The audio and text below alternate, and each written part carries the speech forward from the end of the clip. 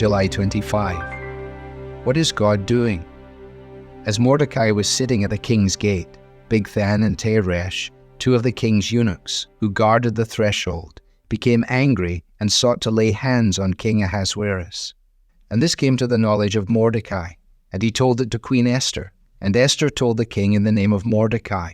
When the affair was investigated and found to be so, the men were both hanged on the gallows, and it was recorded in the book of the Chronicles in the presence of the king. After these things, King Ahasuerus promoted Haman.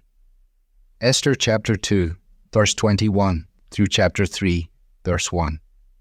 Have you ever done something great at school, at work, or maybe even at church, only to see someone else get the credit? This was the experience of Mordecai. He had discovered and revealed an assassination plot against King Ahasuerus, and the king promoted Haman, giving him a throne of his own, so that all the royal servants and all those within the government circles were subservient to him.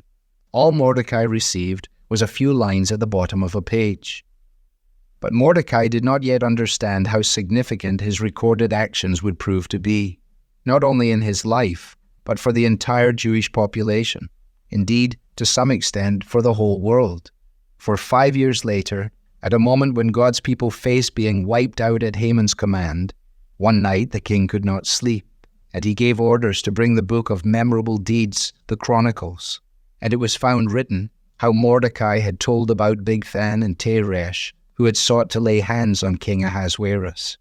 The world would call that a coincidence. The believer knows it to be God's providence. It is important that we do not try to interpret the events of our lives only in terms of their immediate impact or personal relevance. God's providences are seldom self-interpreting, and if we try to understand all that's going on solely in the immediacy of the moment, we will usually come to the wrong conclusion.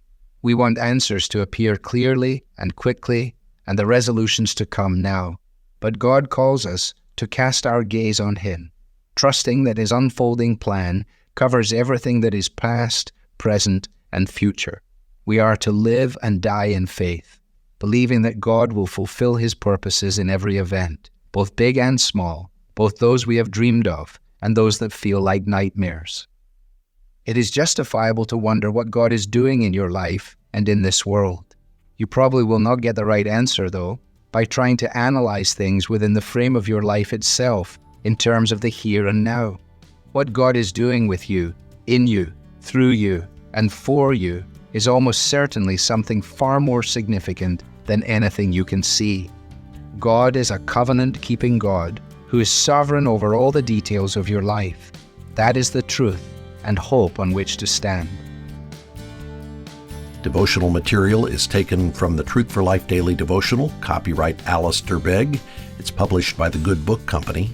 This reading was digitally created by Truth for Life and is used with permission. For more clear, relevant Bible teaching, visit truthforlife.org.